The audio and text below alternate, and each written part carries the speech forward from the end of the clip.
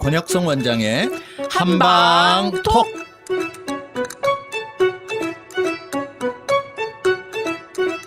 청취자 여러분 안녕하십니까? 권혁성입니다. 안녕하세요. 서유경입니다. 오늘의 주제는 성장장애입니다. 성장장애 하니까요, 선생님.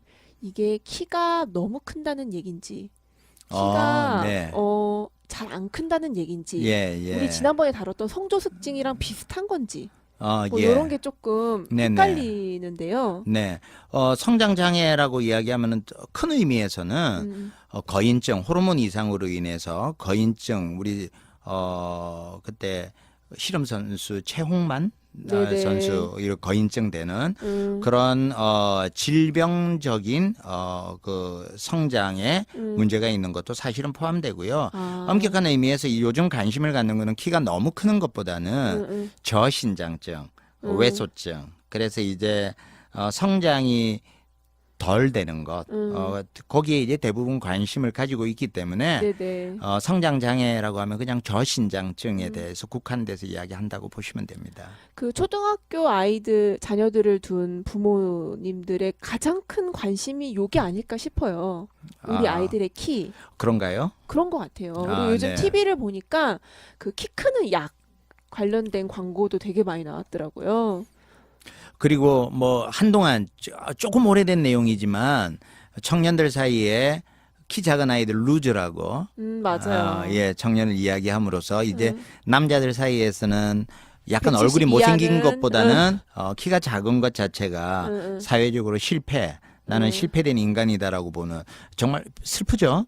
그거는 타고나는 건데, 그래서 아마 더 부모들 입장에서 아이들이 키를 좀 더 키웠으면 좋겠다라는 열망이 간절한 것 같아요.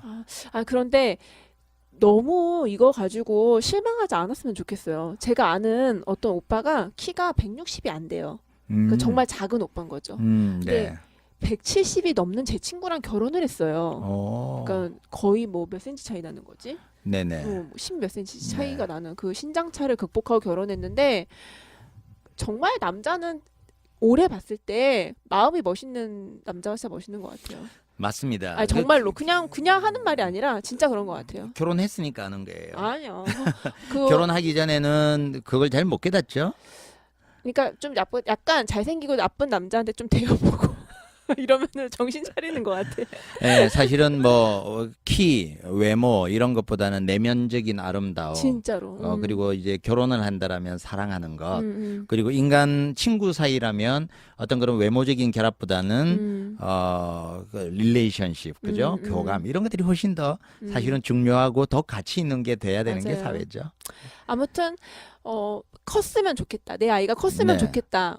이런 생각을 하시는 부모님들 참 많을 텐데, 뭐 평균적인 경우에는 걱정이 없으실 텐데 너무 작을 경우에 네. 걱정이 많이 되실 것 같아요. 근데 그 네. 기준이 어떻게 되는지 조금 궁금해요. 예. 이제 부모님들이 문제가 되는 것 중에 하나가 사실은 이제 정말로 평균보다 작다.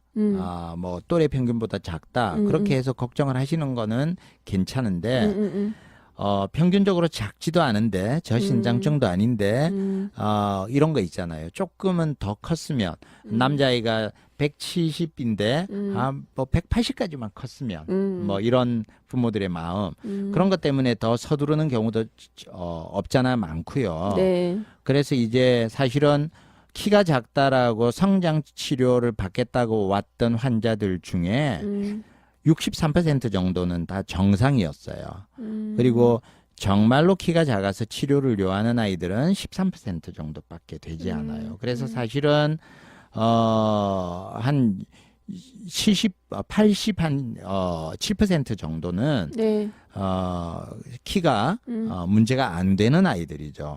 그 13% 아이들 중에 정말로 호르몬 치료가 필요한 아이들은 4.8%밖에 안 돼요. 그런데 이제 오늘날 호르몬, 성장 호르몬 주사 맞으러 많이 가잖아요. 또 네네. 보험도 안 되기 때문에 굉장한 돈이 들거든요.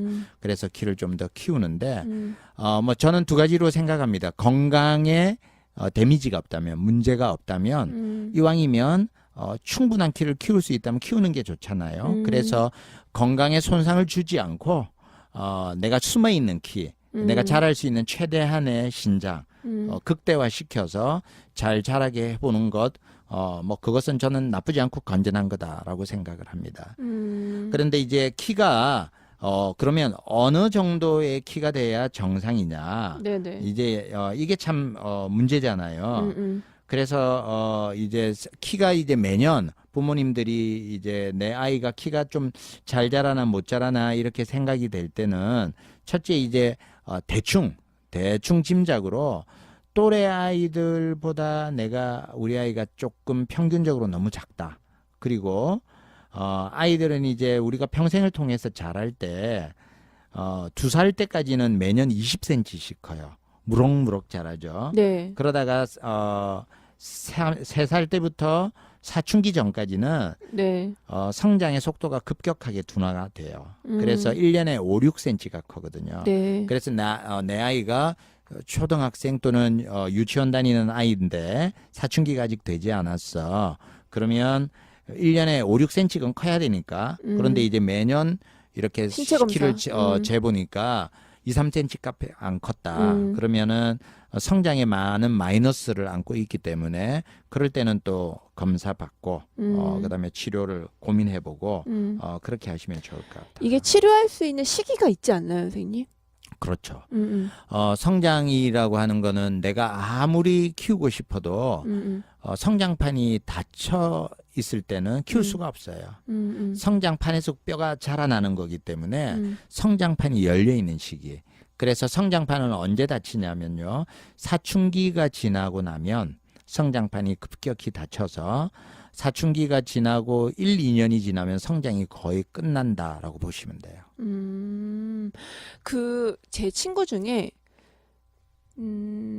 중학교 1학년까지는 전교에서 가장 작은 남자 아이였는데 고등학교 들어가서 엄청 큰 남자가 네. 됐어요. 그러니까 이럴 경우에는 사춘기가 지나서 키가 큰 거잖아요. 예, 사춘기가 지나서 큰 게 아니고 검사를 해보면 틀림없이 그 아이 같은 경우에는 사춘기가 늦게 왔을 거예요. 예, 그래서 사춘기 전후로 많이 크거든요.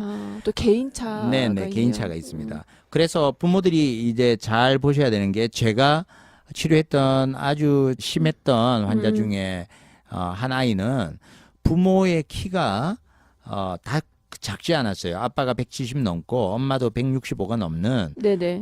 그래서 아주 충분히 클 수 있는 집안인데 딸아이가 150이 안 돼요. 그런데 이제 고등학교 지나서 초경한 지도 한 3년 이상 지나서 네네. 아이를 데리고 왔어요.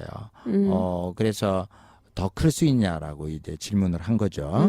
그런데 이제 왜 이렇게 늦게 왔어요? 늦게 관심을 가지게 됐어요라고 물었더니 네. 아빠가 나 늦게 컸어. 엄마가 나도 뭐 중학교 때 많이 컸어. 조금만 기다리면 클 거야. 라고 생각을 하고 있었는데 생각보다 조기 성숙이 왔었고 초등학교 4, 5학년 때 2차 성징이 생기고 조금 그때 이제 크니까 뭐 크겠지라고 막연하게 생각했는데 성장판이 빨리 멈추는 바람에 작아졌던 그런 경우가 있어요. 그래서 그런 후회가 되잖아요. 그죠? 그런 후회를 하지 않으려면 지금 내가 매년 아이가 5, 6cm씩 크는가 단순하게 네. 그리고 또 반에서 상위 10% 안에 내가 10명 중에 1, 2번 안에 들어간다. 그 정도로 내가 좀 평균보다 작다면? 작다. 그러면은 한 번씩 체크해 보는 거는 네네. 바람직한 현상이 아닐까 생각됩니다. 지금 이제 성장이 잘 안 되는 경우의 성장 장애에 대해서 이야기 나눠보고 있는데요. 이것도 좀 종류가 있을까요, 선생님?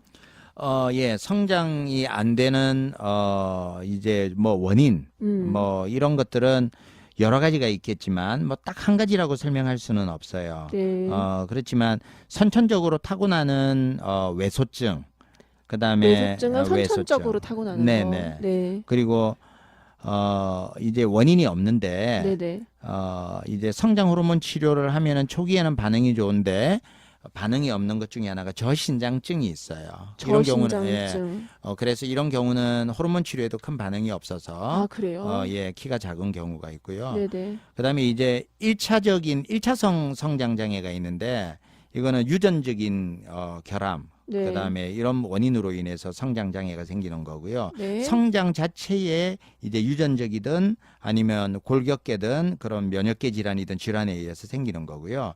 2차적 성장 장애가 이제 우리가 치료해야 될 부분이에요. 사실은 2차적으로 부모들이 관심을 가져야 되는 거는 2차적으로 이제 성장에 장애가 되는데 뼈 나이가 빨라진다든지 네. 체질적으로 성장이 안 된다든지 호흡기 질환이 있다든지 장 질환이 있다든지 또는 심혈관계 질환이 있다든지 내분비 질환이 있다든지 이런 질환에 의해서 성장 장애가 있는 아이들은 이런 질환들을 적극적으로 대처해주면 적극적으로 또 키를 키울 수 있기 때문에 2차적으로 성장 장애가 있는 아이들에게 좀 귀를 기울이고 적극적으로 대치를 해주면 될 것 같습니다.